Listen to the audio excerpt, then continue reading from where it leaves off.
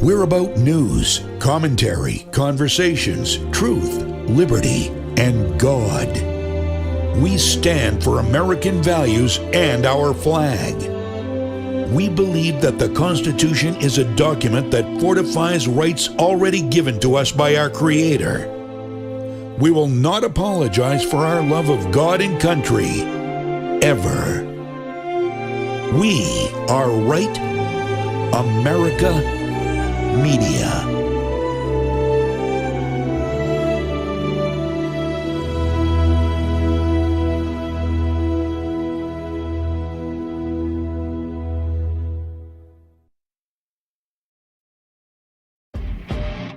It's the Elsa Kurt Show with Clay Novak. Serving up trending news and conservative views. Brought to you by the Elsa Kurt Collection and Refuge Medical. And now, it's time for the show.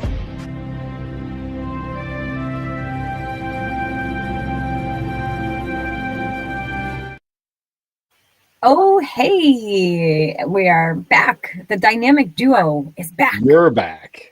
Yeah, I'm back. You were holding down the fort. What else is new?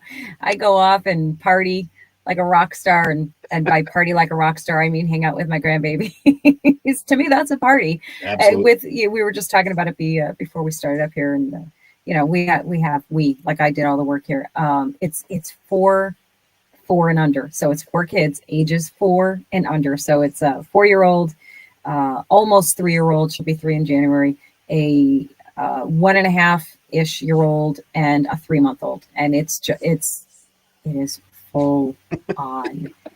And and anyone who's a parent or a grandparent here, you all get it. It's like even when they are their best behaved, which honestly they most often are. I mean, they're I think I'm a grandmother. I think they're angels, so they can do no wrong in my eyes. But even objectively, if I tried to be objective, I'd say they really like their worst behavior is no big deal. They're babies. So, but even at their best, I'm trying to get to the point here. Even at their best, it's exhausting because you're so like every cell in your body is occupied by watching them, protecting them, adoring them. And, by the end of the day, you're a zombie. You're just toast. It's wild. It's all in a good way, though. No complaints. I love it. I love it to pieces. It's like talking to liberals. Yeah, exactly. Except the babies are so cute and the liberals are so not. They are going to be heavy in our conversations tonight, right? We got a lot of good stuff, a lot of good ones. As always, Clay picks some great stuff. We're going to be talking about the New York race. Of course, we're going to be talking about the No Kings nonsense. We're going to be talking about the shutdown, a bunch of stuff. We got a lot of good stuff for you guys. Clay, you want to say anything before I pop in our little promo? Well, first of all, welcome back. It's always good to have you back. It's always a better show with the two of us here. I appreciate having you here. But yeah, it's been a week. It's been super busy for everybody. And like you said, we got a bunch of great topics. It is Wednesday, our normal recording time, 4:30 on the East Coast. So I think we kick it off right now. I love it. Dive right in. All right, let's do it. So here's the stuff coming up, guys. This week on the Elsa Kurt Show with Clay Novak, New York Republicans flirt with Andrew Cuomo. Seriously? We'll ask if the GOP's lost its backbone. Then, the No Kings March sweeps the streets. Protest or performance art? The National Guard gets caught between courts and commanders while Washington hits shutdown week 4 and Americans pay the price. We'll unpack 2 million deportations the media's barely whispering about and the Illinois state TA who flipped a TPUSA table in Jesus' name. And finally, Kevin Federline's memoir. Yep, even pop culture's got a gem hidden in it. Oh, I'm going to torture Clay with that last one. It popped up in my feed and I was like, oh yeah, I'm not even going to tell him beforehand. I was going to leave it off of that little teaser too and just spring it on you. But now you know. It's such an exciting topic. I mean, it should be. I mean, I feel like it's even bigger than Taylor Swift, I mean, no, obviously I'm kidding, guys. I'm just joking. Let's see. So let's talk about this. Boy, oh boy. So, we've been kind of casually talking about it as long as we've been talking about Mom Donnie there. And this is still such a head scratcher, isn't it, Clay?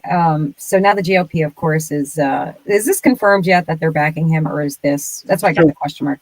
Yeah, really, what's been happening, and they won't do it until officially until Slater drops out, and so that's the kicker. So he is being publicly now encouraged to drop out because very much in a Ross Perot kind of way, Cuomo in the race as an independent. It splits the non-hardcore Democrat vote and the Republican vote, truthfully, between Sliwa and Cuomo, which gives Mamdani a freebie. Like it's a guaranteed win for him because it's just divided the vote too much. So Sliwa, and for those of you that aren't familiar with the names, he is the Guardian Angels. He's the guy with the Maroon Beret. Yeah. And he is the one who's being asked to drop out because he by himself doesn't have enough votes to win or to even challenge Mamdani. But what he does have the potential to do is disrupt the other side of the vote. So he's being asked to drop out, and then all the GOP and some of the Dems, will back Cuomo naturally because they don't like Mamdani. But if you've got the conservatives and then the split party and the Dems, that gives Cuomo an opportunity to beat Mamdani and be the mayor. Can you think back to 2020? Could you imagine that this back then during COVID, right? Or even in the aftermath of COVID, with all of the things related to Cuomo, that the GOP would be encouraging people to vote for him for mayor of New York City? It's such an upside down world, isn't it, Clay? It's such an upside down world like this. I just can't believe that once again, here we are saying things like, well, we have to pick the lesser of the evils here and go with, the better of our bad choices. It's so crazy to me that this is what we're going through. And I don't understand it. Like, I just don't understand. Are we still as a party that much of a hot mess that we can't put forward anything better? Like, how is this possible? I think it's not a matter of a viable candidate. Truthfully, I mean, Adams won as he was kind of a Dem, but really a very conservative Dem, former police chief. Like, he was about as conservative as you're going to get, post Giuliani. But the reality is that there's been way too much, as with every major population center, there's been way too much dependency built in on government programs. There's been way too high of an influx on illegal aliens, et cetera, et cetera. So the voting rolls are predominantly blue. You could resurrect Ronald Reagan and put him in New York City, and I don't know if he would win. That's just the way things are right now. So what you've got to do, which is what the GOP is encouraging, is consolidate what red voters there are and try and split blue as best you can, and then and win. And so, New York's a hot mess, proof positive.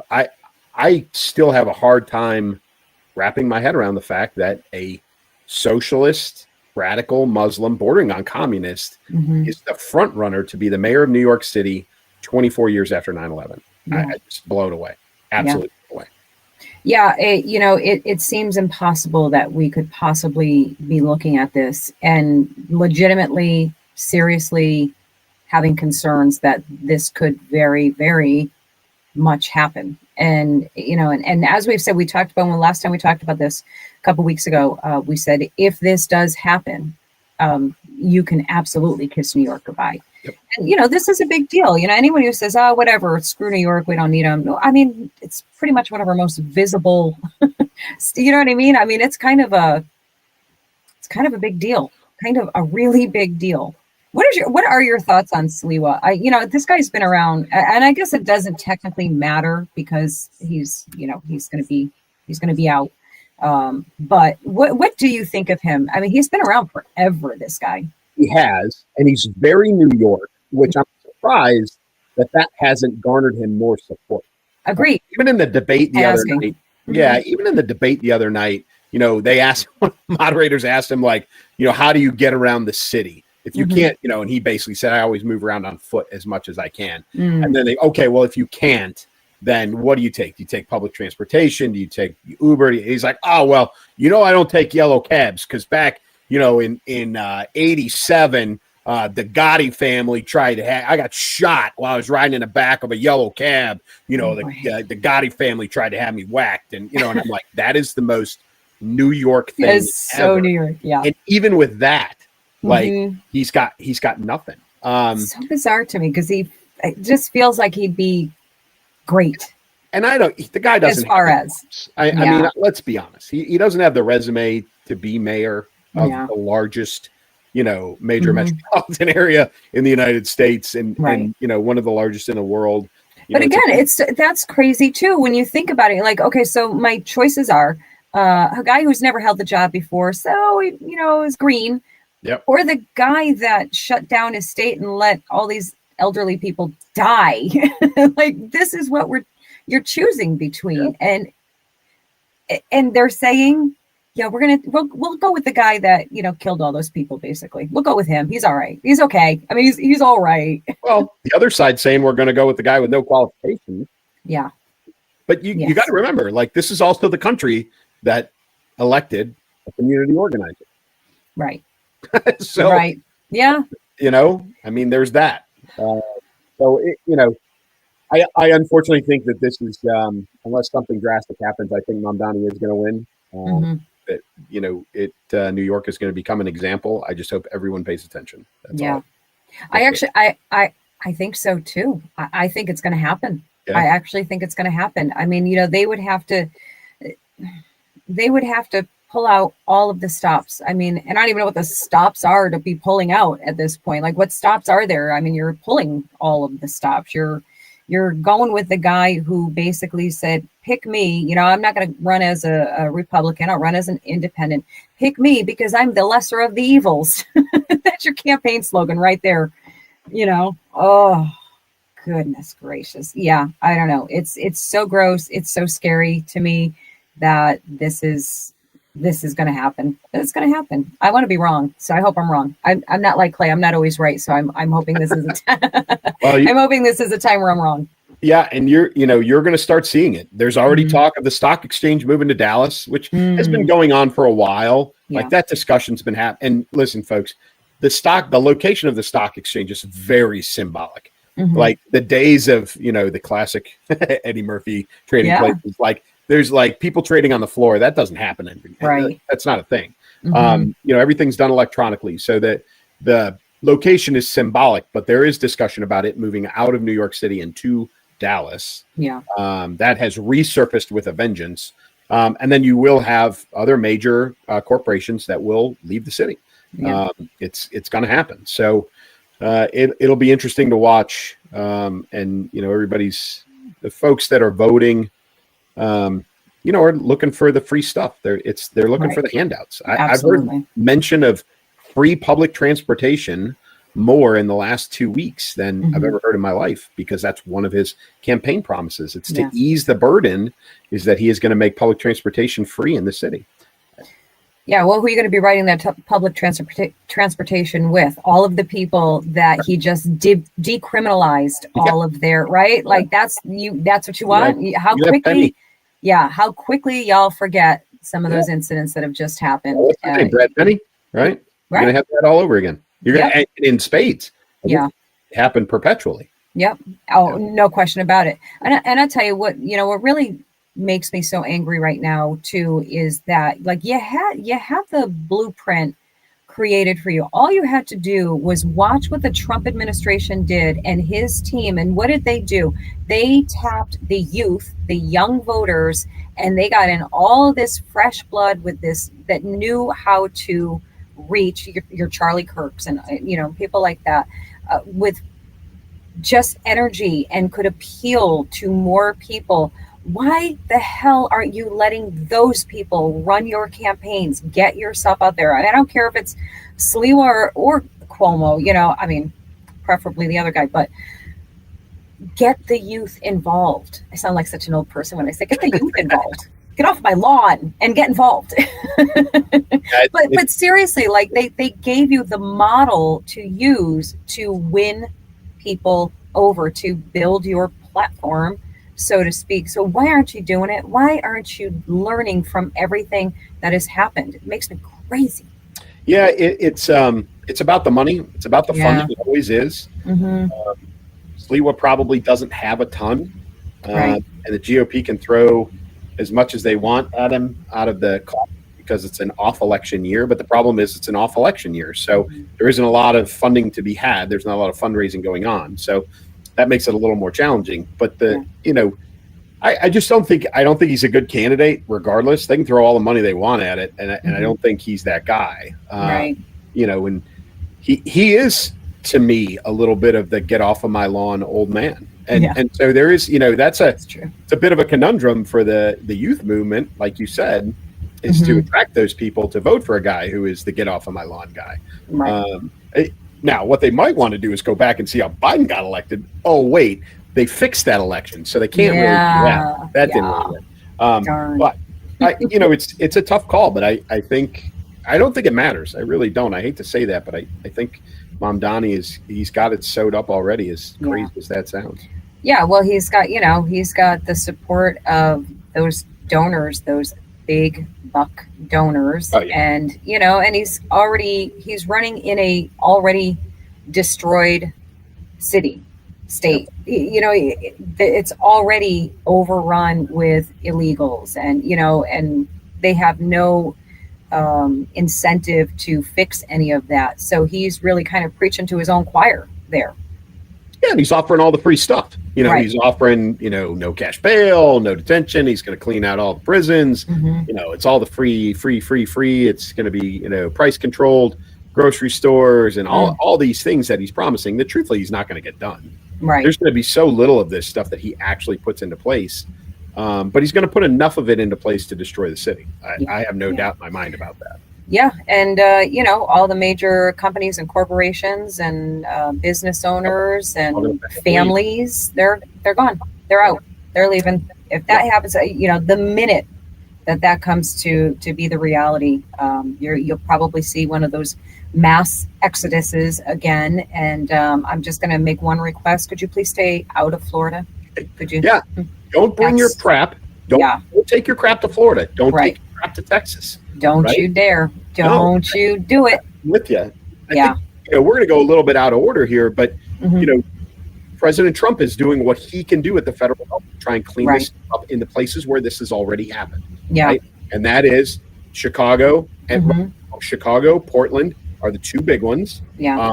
By the way, very quietly, Bill, it's got National Guard support and it's working and people are happy about it. Washington, D.C. has proved that it works. But you've got this, you're going to have this in New York. Now, there's been two, interestingly enough, and this is going to go to the Supreme Court, but we've had this past week, two circuit level appeals courts rule in opposite directions. Yeah. So the Ninth Circuit Appeals Court ruled that President Trump has the authority to put National Guard into Portland. The Seventh Circuit Court has ruled that he does not have the authority to put troops into Chicago. So what you're going to have is, it's going to kick up to SCOTUS for them to decide. And I think we all know how that one is probably going to end up. Yeah, we think. We're not positive. True. Because you never know. Yeah. They've thrown some wild cards out there. Yeah, Amy Comey Bryant, you just never know which direction she's going to go. And you really don't. And I'm kind of okay with it. I know some people are probably going to get mad about that. Exactly. Exactly. I don't want her to, I don't want any of them to be a puppet for anyone, whether it's Trump and whether it's what I want or think is right or not. I just want you to rule on what is accurate, what's constitutional, that's it. That's literally all I want from you, even if it's not the outcome that I want. So, and that's what we should all expect and want. Yeah, I think what was interesting about the two rulings by the appeals courts, literally in the same week, was that essentially, so the Ninth Circuit, which was the ruling on Portland, they had a 2-1 in favor of allowing the president, the rights and authorities to put troops into Portland. And the 2-1, the two said he had provided enough reason within the limits and, limits of the Constitution to do this. The Seventh Court, which is the Chicago decision, said that they didn't provide enough, evidence, information, data to back, et cetera, et cetera. So what we don't know, the lay person don't know, is were the briefs prepared the same? Right. Was the data different? Was it literally a carbon copy, or were they developed independently, submitted independently, and one was not up to the same standard as the other? Or is it just literally you've got two circuit courts who see things very, very differently? But I think it's very interesting, the timing of those two rulings. Yeah, absolutely. I would actually be really curious I would love to see, we're never going to, but I would love to see the difference or similarities between the two. I just would love to understand exactly what you're pointing out. Like, why, how did one get approved and the other denied? So I don't know. Yeah, it's Portland's going to help. They're going. I'm fairly confident they're going to be in a protective status. At they're going to be there to protect facilities, which I think is the intent for if they come into Chicago as well. Yeah, is to go there and guard the buildings and allow the ICE agents, BPS, all the federal law enforcement to go in and do their job and not have to guard their buildings at the same time. Yeah, it's so out of control. These people are so out of control, and that's got to stop. Period. Whether you agree with them being there and doing what they're doing or not, there is no time whatsoever where it's acceptable to threaten or attack them at all. And because their families are getting, and the whole thing with them being masked and covered up, and they're trying to get them to not be able to do that.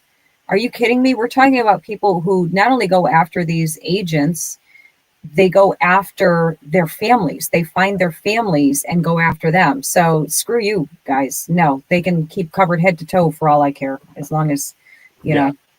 I think they said this was this past week was the highest level of violence against law enforcement in history, in the U.S. history.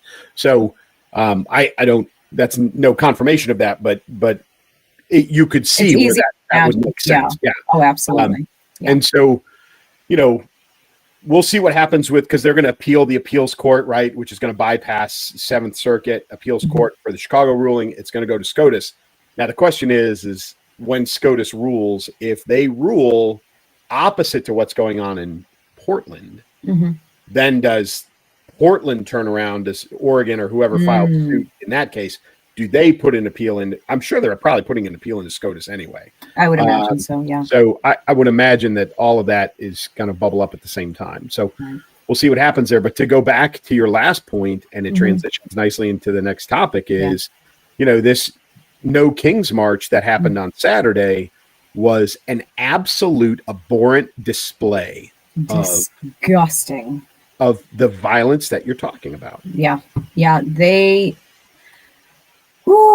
I mean, the lowest of the low really presented themselves for this. And, I'm just, there were many examples of absolutely deplorable, disgusting behavior by these attendees. I'm going to sum it up by this woman. You've probably all seen her already. You know which one? You know which one? This one. Let me add her, Clay. Hey! You ever heard of Ozempic, you fat ass? Hey! So yeah, if you weren't catching what she was doing there, she was making a hand gesture. So let me backpedal. The young man who yelled out his opinion of her or her question to her. Sorry, I didn't bleep that out, guys. They drove by with a banner for Charlie Kirk, referring to Charlie Kirk as a hero. And they drove by there. And yes, of course, they're antagonizing these, protesters, whatever. Everybody can do what they want to do. Free speech, right? So drove by with that. And her response to that was to use a finger gun to point to her neck multiple times. And I think she was saying bye or pow or something along those lines. Obviously, I think we can all gather what her point was there. So she is her name is Lucy Rodriguez. She is an elementary school teacher. let me repeat. She's an elementary school teacher in Great. K-8 in Chicago, baby. sorry, sorry, Clay. Yeah. Another Chicago finest there. Yes, and it's the Nathan Hale Elementary School, which was bombarded big time, so much so that they shut down their website and scrubbed everything. And the last that I know of, which again, today is Wednesday, it is 5:04 p.m. The last that I know is that she has not been fired. She has not been let go from her job. Now, could that have changed? Will that change? No idea whatsoever. All I know is that as a parent, please, please, please be very, very aware of who is teaching your children. Yeah. Our girl Megan Kelly had probably one of her most aggressive commentaries about that woman. And about the entire situation. She covered all the same things that you just covered as far as the social media goes and all the complaints that are being filed. But she basically ended her monologue on this topic with, and I'll quote my father, with 2 words for that woman, and they were not "let's dance." Love me some Megan. Yeah, it was. She was worked up. But so that's one example. There was also in LA. I don't know if you saw this. So there was a protester standing up, or really an organizer standing up in front of everybody, talk in South Central, saying, this is South Central. The police aren't the only people who have guns here. And basically projected that threat of armed violence against the police and ICE and law enforcement in general. There was a very similar Chicago incident in Chicago, the same thing, same type of rhetoric. Hey, we've got guns too. You should, shoot the police. Basically, is what was said. There was I don't know if I think she was maybe a college professor. Has now been saying that white sympathizers should be following the example of pre-Civil War anti-slavery white sympathizers that were killing. Wow. Right. So there's that. So the assassination of Charlie Kirk, everybody, the sympathy that did exist for the very, very short period of time is gone. Yeah. It is gone. Everybody got mad at Jimmy Kimmel. Jimmy Kimmel got, suspended. His show got let back on. He was just the only one who probably stayed honest to how he felt, right, as opposed to all these other people who kind of kept their mouth shut for a little while and then just resumed their normal, violent, vitriol, crap coming out of their mouth, which is what came out at this No Kings rally. Yeah, it was just a giant hate fest, and one based in something so profoundly absurd. And, we could go down an entire list of reasons why President Trump is not a king. And let's just start with the most obvious, which is that if President Trump was a king or thought he was your king, you would not be allowed to be out there protesting. This would not be happening. So all of your arguments are gone before they even start. So it's sheer stupidity. It is absolute ignorance. It is just performative BS. So you have your people that we know damn well are your paid agitators, that they're getting bussed in and shipped in for these things, and they're getting paid to protest and to carry around signs, and they clock out, at a certain time. There's a video floating around of like them all dispersing at 1 p.m. I don't know what time it was, but it was like all of a sudden they all just started dispersing. Yep. All done. Oh, yeah, exactly. Yeah. They down the dinosaur. Up they went. Yep. Yeah, exactly. They clocked out. They were done. They did their, their whatever, their 8 hours. I don't know if they cry about 8-hour work days. So I'm sure it wasn't 8 hours. They could probably do like 2.5 hours, and then they need to, I don't know, go home and take a nap in their basement. But, yeah, mommy's basement. Exactly. The videos, and I tried not to watch too many of them, Clay, because it just makes my blood pressure go up so high. And I try to be so calm. Another one I saw, and I elected not to even share it, was a young boy, maybe like 9-10 years old, with a, I don't know if it was a makeshift knife or a real knife or what it was, Oh. or some kind of dagger. And an adult, a grown-ass adult, was holding up like a Trump pinata or Saw that. balloon. You saw that one? And a child Yep. is stabbing the doll, whatever it is, to death, like violently, and they're cheering and they're applauding them and they're all laughing and like, this is so great. Yeah, stab them more. That is such a child abuse. I can't even take You know who it. does that? Do you know who does that? Hamas does that. Mhm. Organizations do that. That's how they breed the next generation of terrorists. Yeah. They desensitize their children. It's the child soldiers throughout Africa over the last 25 years. This is exactly the same thing. That's what they are doing to these kids. They are brainwashing them to be without sense, right? No sensitivity, Right. violent agitators. Yeah. And so, we have a bigger problem brewing down the line that is not going to disappear with President Trump when he leaves office in 3 years. And folks, he is going to leave office in 3 years. Right. I'm willing to bet a lot of money that 3 years from now there is not a King Trump staying in office for an illegal third term. Right. Right.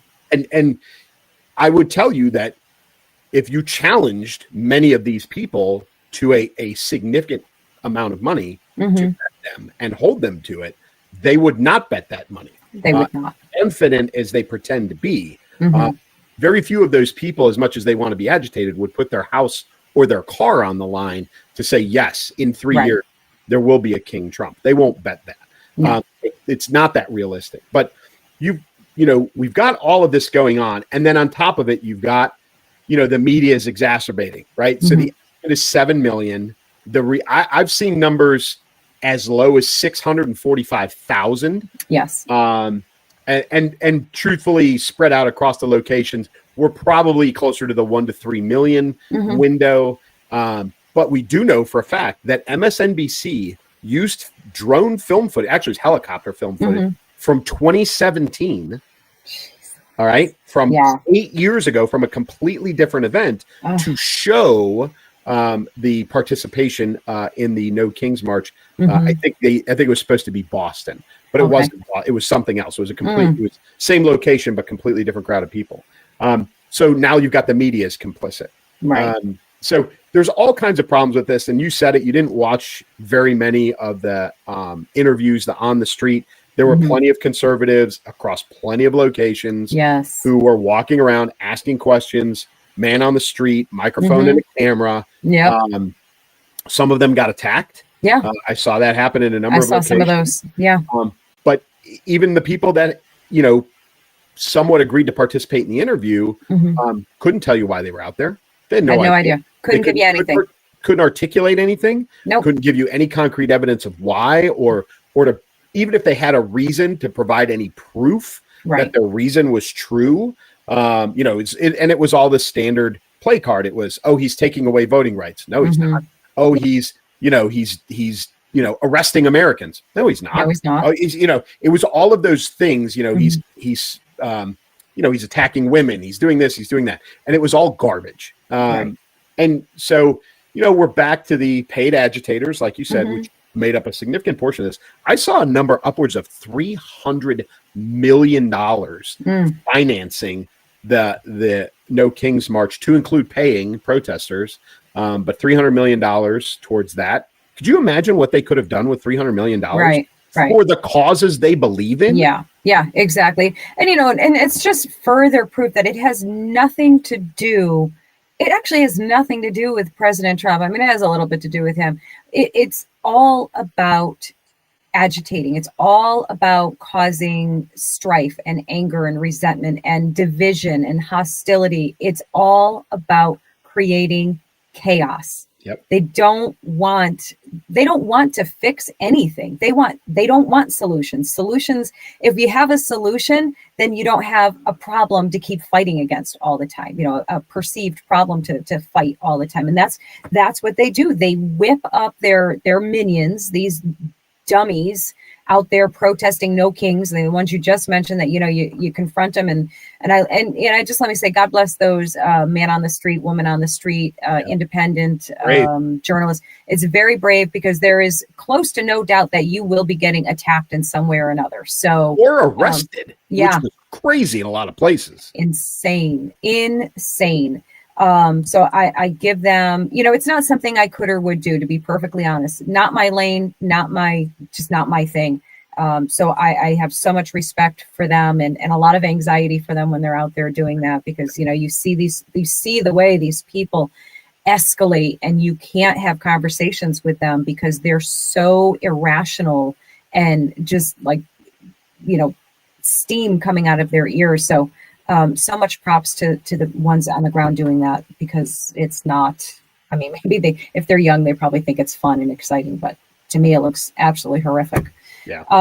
But yeah, and I don't know when people are going to come to this understanding that this is not about an actual cause or a problem that they're looking to solve. They're looking to create problems and continue to create problems. So you can't reason with them. You can't have conversations with them.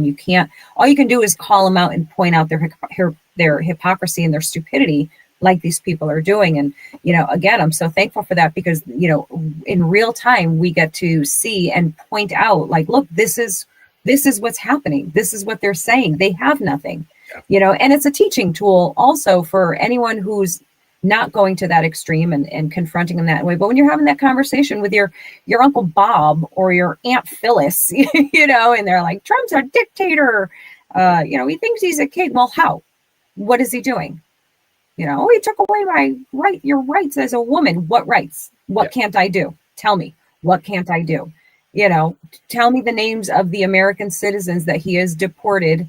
Give me the proof. And you can do that on your local quiet level. And yes, I know it's intimidating, it's scary, but you have to do it. You have to do it. You have to, on that small level, because groups, forget it.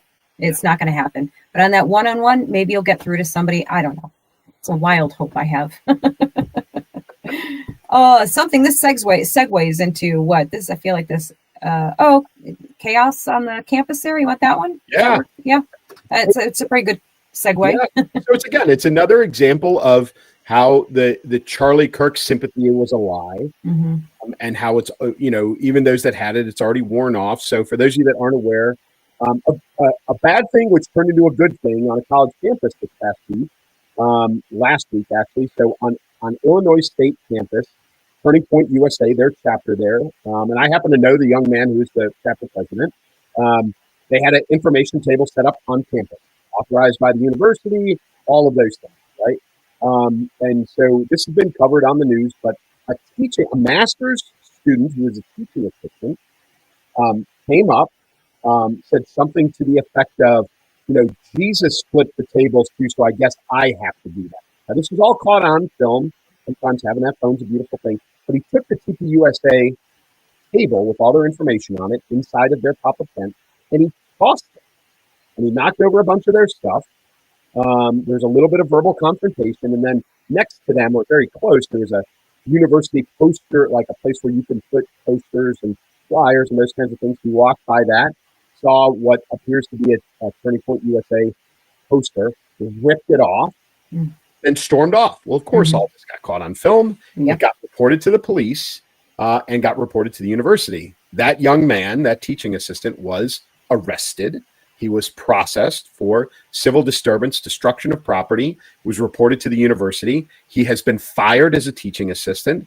He still has the case pending, but also has the potential to be kicked out of his master's program and expelled. So what you did have was a bad incident, which proves that there's no sympathy. It was all a lie.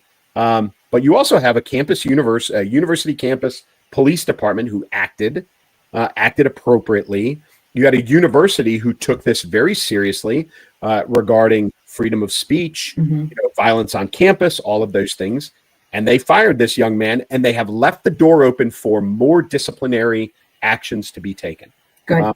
So, it was a challenging incident. And I admire the kids from TPUSA as they all kept their head. 20-year-old Clay Novak probably would not have. That would have Not been this girl either. Yeah, that would have got his man bun rearranged. Yes.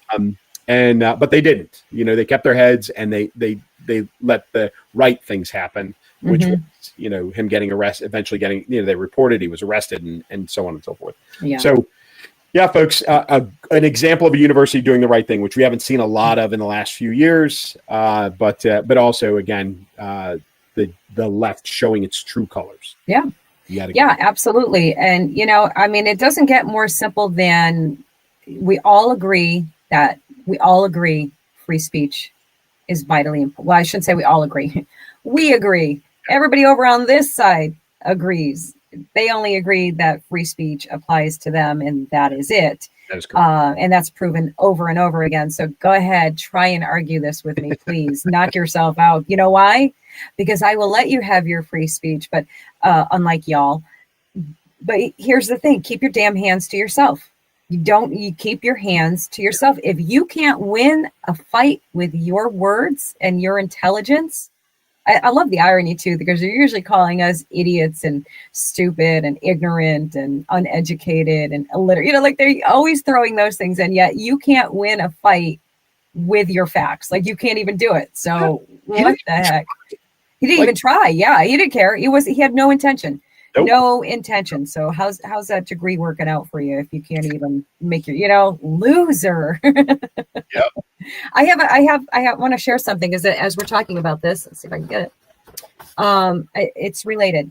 So a friend of mine, Mark DeLuzio, he has his own podcast, and he's come on here a few times, and we've chatted. And he reached out to me about a week or two ago, about a week and a half. And he called me from Dubai, which was pretty cool. I'm like, wow, that's pretty okay, cool. He's out there for a business trip, and gives me a call, and he says, hey, wants to check in how I'm doing with the whole Charlie Kirk thing, because we're all still feeling the feels about this, and I hope we always will. And as we're talking, he was telling me some stories that he had met Charlie, and got to have a one-on-one conversation with him, and he was such a great guy. Everything that we think that he is, he was. And all of a sudden he says to me, he says, oh, you know what? I have, those little pamphlets, those little pocket constitutions that Turning Point USA hands out on campuses. I have one that Charlie gave to me, and it's not signed or anything, but it's from him. I'm going to send it to you because I know you'd really appreciate it. Here it is. That's awesome. Here it is. Isn't that awesome? And it's, listen, I try not to be a person who's about stuff and things like material physical things, but this just means so much to me that to know that Charlie Kirk gave this to him. He was so kind to give this to me just simply to have, and it's so cool too. So if you do ever get your hands on one, it's really great. It's a pocket constitution, tells you everything you need to know. I wanted to share that and say thank you again to Mark for giving something that you just absolutely didn't have to do. So sorry guys, I had to segue for a moment there, and now we can get back on track. Sorry. But yeah, it was super cool. But back at it. I mean, this is a thing, and what happened with that one, like you said, is such a fantastic example of what needs to happen. Like this needs to be. There has to be what we always talk about: consequence for your actions, and firm and swift and damaging. Like it needs to be something that's really gonna, this could ruin this guy's whole academic future, as it should. This wasn't a stupid mistake that you make as a kid. This is a grown adult making a conscious decision. And in this day and age too, when everybody's recording everything, that's how freaking dumb they are. So I was very glad to hear the consequences of that for sure. Let's see, what else have we got, Clay? What didn't we hit yet? I want to talk about the deportations. That's a good one. Yeah. Let's talk about it. 2 million plus, folks. And so, Elsa and I were talking about this before. So what you've got right now is the number is 1.6 million-ish self-deportations, right? Mm-hmm. And listen, Kristi Noem, Pam Bondi, they're all continuing to encourage illegal aliens self-deport. Yeah. Right? Don't turn it. Make it easy on everybody. Pack your stuff up and go. Right. So that's 1.6 million. There's been about 550,000 detained and deported. Yep. Okay, so now we're up over 2 million. I also saw a rough number in the 400,000 range of arrested, detained, and not deported. So we've got another, we're going to be in the 2.5 million range here as those folks are processed and charged with whatever crimes and then decided if they get deported or if they go to, U.S. prison. I'm a big fan of just get rid of them. But in some cases, ultra violent criminals, I think they should go and spend time in our prison system. I know people don't necessarily want to pay for it, but I would rather in those ultra violent cases put them in, a hard time, like big boy time in the United States versus sending them back to some third world country where they're going to get off the plane and they're going to be in the wind. And, it's only a matter of time before they come back. So we're over 2 million in deportations, and we've got another, approaching 500,000 that have been arrested and are being processed. So, but as great as that is, there's two other things to keep in mind. One, that's only about 10% of the 20 million, which, the number is somewhere between 18.5 and 20 million that were let in during the Biden administration. So, that's 10%. So they've knocked that down. It's a huge number. Don't get me wrong. Absolutely. And it's much better than anything we ever anticipated, but it is only 10%. And then, the other part of that is 0 occurrences of them across the border. This past month in the El Paso district, which I spent time down there while I was in the Army, you've got Ciudad Juarez literally right across from El Paso, which is the most dangerous border city there is. 0 interactions with BPS. It's amazing. Right? Yeah. So while we are only 10% in the deportation process, we're also not bringing the influx is gone. Right. So we're making significant headway. I mean, think about it. If it was at the old numbers, we would barely be making a dent because we'd be picking out as many as we're coming in probably in the same amount of time. Yeah, just be a revolving door, basically. Yeah. So I think it's great. I think I did see Kristi Noem just yesterday in a press conference. Somebody asked her about, good, hardworking immigrants, something along the lines of what are her thoughts on that. And she said, apply for, apply. Do it the right way. That's it. Go back and do it the right way. We would love to have the good, honest, hardworking people stay. Right. We do. I think we all agree on that. Yes. But you've got to do it the right way. You've got to go back and fill out the paperwork. You've got to, you've got to do those things. And then we're more than happy to.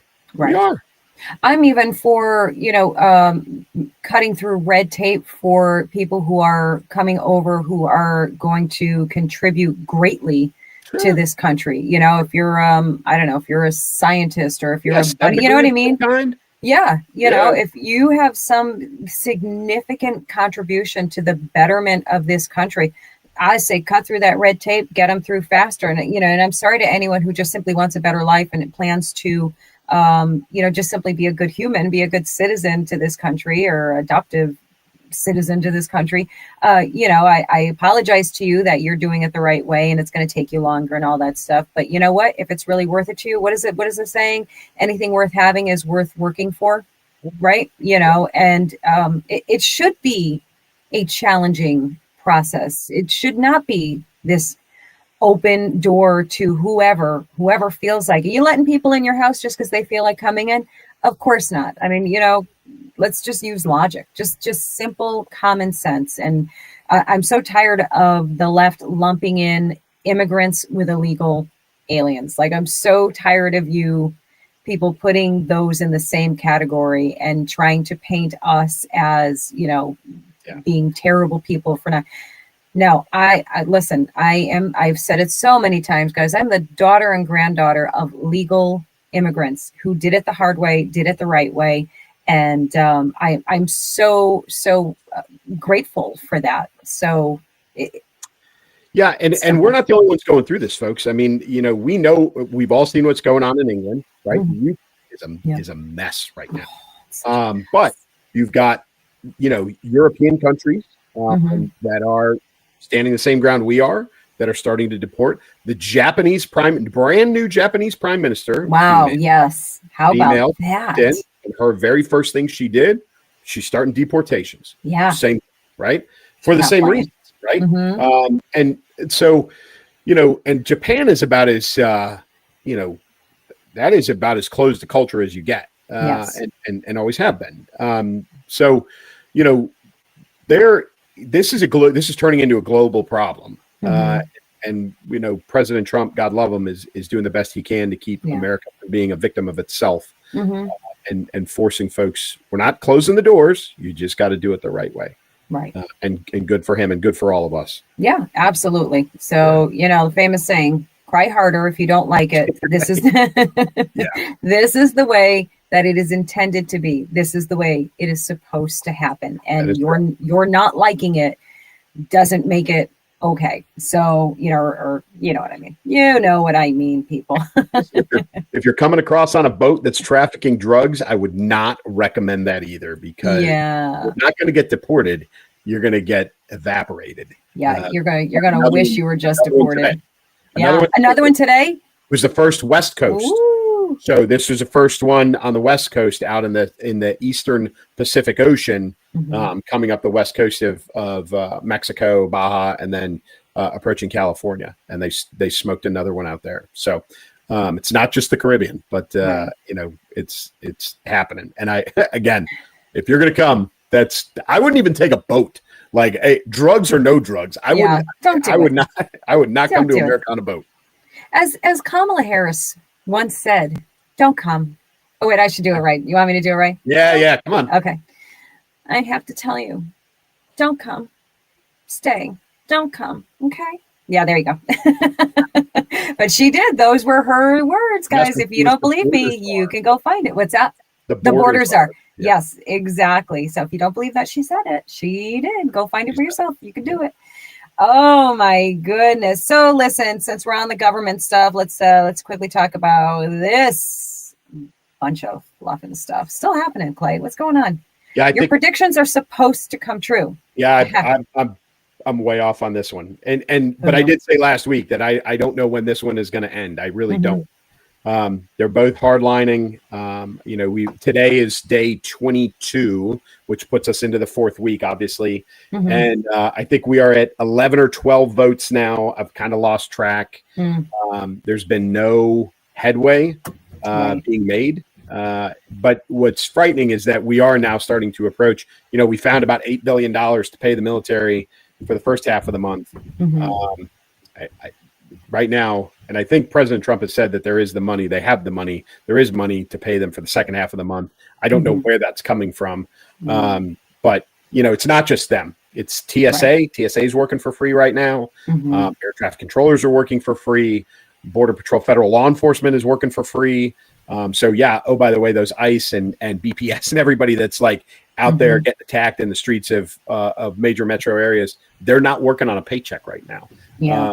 So they've got to get this fixed. And you can say everything you want. You can say anything you want. You will never convince me that this is not on the Dems for doing this. Oh, I feel that it is absolutely on them. It is absolutely on them. I mean,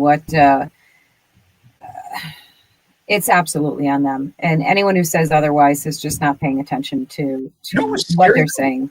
The man on the street interviews from the No Kings March. I saw somebody who asked this question at one of the No Kings marches, and I didn't get the location, but asked this question repeatedly: should the Democrats capitulate and sign the continuing resolution and move forward and figure out the budget? And every single person said absolutely no. Wow. They should stand their ground. Now, here is the other thing that they all had in common. Every single one of them were white females. How about that? How about willing to bet probably white suburban females. Oh yeah. My guess. Yeah. But white females for sure. I think it was either 5 or 6 because after the third one, I'm like, are they going to talk to a dude? Right. Yeah. How strange. It was every one of them were women, and it was 5 or 6 of them. But they perpetually, absolutely not.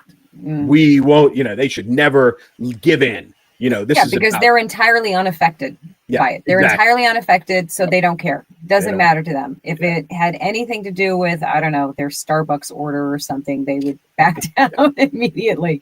But it was all the rhetoric. This is about healthcare for people, and this is about no, it's not. It was just all the same talking points. Yeah. But it was all white females, and they all said the same thing. Y'all need to represent better, for heck's sake. All right, torture me. Come on. Okay. Listen. Big news, guys. Big news. Kevin Federline has released a memoir. So, wait. What? Y'all don't know who Kevin Federline is? That guy even. Oh my God. No, he even admitted to like having a lot of help working. So apparently, here he is, like basically now. I guess this is what he looks like now. I don't know. K-Fed. Does anybody remember K-Fed? I don't know how y'all don't remember if you don't, but he was the husband, short-term husband of Britney Spears. For a period of time, they had quite the little world. Yeah, I think so. Like 2 years. Yeah, right. Two kids. Yeah. He was bashed pretty hard. I think they met and got married all within like 3 months or something. Wasn't he like the typical, like he was a backup dancer? He was a backup dancer. Yep, he was a backup dancer. Got, understandably labeled a gold digger. They went on their, basically white trash dating tour of the world. There's video of her coming out of public gas station bathrooms barefoot, and him and his wife beat her. It was just such a bad look, a bad time. As we all know, Britney Spears had a very tumultuous life, still does. She was under conservatorship for for like 13 years, I think.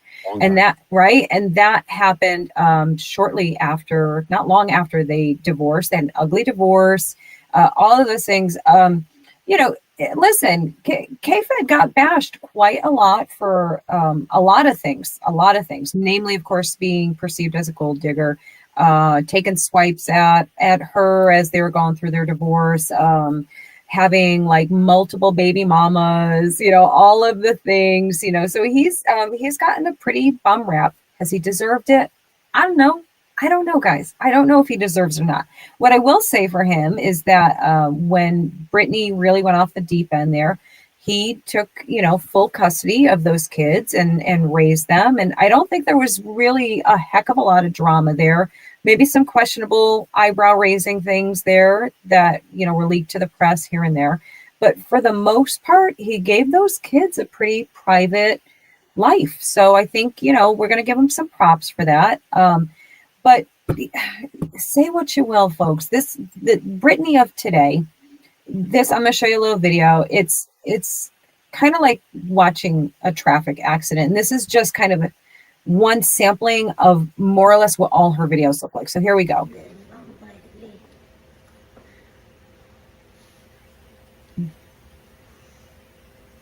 I mean, she's not okay. There's probably like, I don't know, 100+ videos of her just doing things like this. This is what she does over and over and over again in these videos. Rarely talks. When she does do speaking videos, she is either speaking in some kind of foreign accent or she's using a totally different style of speech. Like, she is clearly not doing okay, and I do want to be kind about this because I feel so badly for her and all of these child stars who are now not okay. I mean, there's so many of them that are not okay. And it's so sad that they had to go through whatever the heck that they have gone through. It's definitely scarred them for life. So most importantly, guys, I just wanted you to know that if you've been waiting for K-Fed's memoir, you can get it now. And I mean, if you want me to read it for you, I won't. I won't. I'm not going to do it. Listen, I wish him well. I wish him success in his endeavor here. But I bet he sells more copies than KJP. Yeah, I bet you're right. I bet you're right. Her book is tanking. Yeah. I may have to buy it just so he beats her, because that's all you really need. One person to buy it. That's it, to beat her. Yeah. Oh goodness. That's it, guys. That's all we got. Listen, we had to end on an amusing, That was light note. That was more than enough. And I'm sure I don't need to tell you guys that I'm just kidding. Who cares about this memoir? But in case you do, you might, some people like that tabloid stuff. I like it a little bit. I'm not going to lie. I'm like, okay, give me a little bit of the tea. Give me a little bit of the tea. And then I'm like, oh no, what am I doing listening to the tea? I have to be done with this. I'm too old for this. I'm too old to be saying, give me the tea, first of all. So I think I am, at least, but I don't know. Well, that's all I got, guys. We thank you as always for hanging out. I thank Clay every time that he holds down the fort for me and takes care of the show like it's our baby. He takes care of it. It's so nice. So you be nice to him every time. I know that you guys are. It was a great episode that you did. All that good stuff. You still have so much fun stuff going on with your thing. Go ahead, tell him that to kind of close us out. Yeah. Yeah. So 3 weeks. 3 weeks until book 3 in the Terry Davis. If you're a binger, if you're a binge entertainment person, and you're a reader, you will have 3 books to buy, which I think is enough for just about anybody. Woohoo! Veterans Day, book 3, Rebellis, Terry Davis series drops. That is awesome. I love anybody who is a series reader, and I am a series reader. I love series. Loves you for doing that, because we hate waiting for the next book. It's nothing, right? So that is so awesome. 2 years after the first one came out. Yeah. For more, right? Yes. They were coming for you on that too. They were like cracking the whip. Get to work, get it done. Yep. Like, I'm trying. But yeah, guys, go get that series. What'd you say? November 11th. Yes. November 11th, Veterans Day, the 3rd book. First 2 books are available on Amazon. You can look me up, Clay Novak, Keep Moving, Keep Shooting, and Cross the Bear Out. Outstanding. They're getting great reviews too. So go get it so you can find out what it's all about. All right, guys. Thank you. And we'll see you in the comments section. Take care. Combat veteran Terry Davis thought he left the fight behind. In Tampa, he uncovered a deadly conspiracy. Now, he's back home in Chicago, and war has followed him to his doorstep. Gangs armed like soldiers, a shadowy enemy rising from the past, and one man who refuses to stand down. From the quiet suburbs to the shores of Lake Michigan, Terry Davis will risk everything to protect the people he loves, because that is his cross to bear. Clay Novak's explosive new novel, Cross to Bear, Book 2 in the Terry Davis series. She's the voice behind the viral comedy, bold commentary, and truth-packed interviews that cut through the chaos. Author, brand creator, proud conservative Christian, this is Elsa Kurt. Welcome to the show that always brings bold faith, real truth, and no apologies. We're about news, commentary, conversations, truth, liberty, and God. We stand for American values and our flag. We believe that the Constitution is a document that fortifies rights already given to us by our Creator. We will not apologize for our love of God and country, ever. We are Right America Media.